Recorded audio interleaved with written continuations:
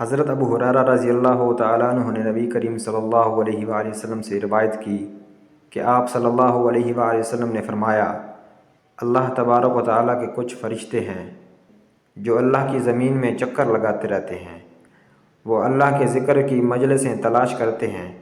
جب وہ کوئی ایسی مجلس پا لیتے ہیں جس میں اللہ کا ذکر ہوتا ہے تو ان کے ساتھ بیٹھ جاتے ہیں۔ وہ ایک دوسرے کو اپنے پروں سے اس طرح ڈھانپ لیتے ہیں کہ اپنے اور دنیا کے آسمان کے درمیان کی وسعت کو بھر دیتے ہیں۔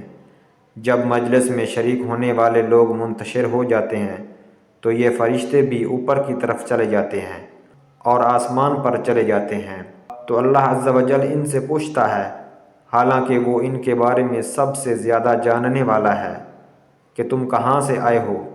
وہ کہتے ہیں، ہم زمین میں رہنے والے تیرے بندوں کی طرف سے ہو کر آئے ہیں، جو تیری پاکیزگی بیان کر رہے تھے، تیری بڑائی کہہ رہے تھے، اور صرف تیرے ہی معبود ہونے کا اقرار کر رہے تھے، اور تیری حمد و ثنا کر رہے تھے، اور تجھ ہی سے مانگ رہے تھے۔ فرمایا، وہ مجھ سے کیا مانگ رہے تھے؟ انہوں نے کہا، وہ آپ سے آپ کی جنت مانگ رہے تھے۔ فرمایا، کیا انہوں نے میری جنت دیکھی ہے؟ کہا گیا کہ اے پروردگار، انہوں نے نہیں دیکھی۔ فرمایا، اگر انہوں نے میری جنت دیکھی ہوتی تو کیا ہوتا؟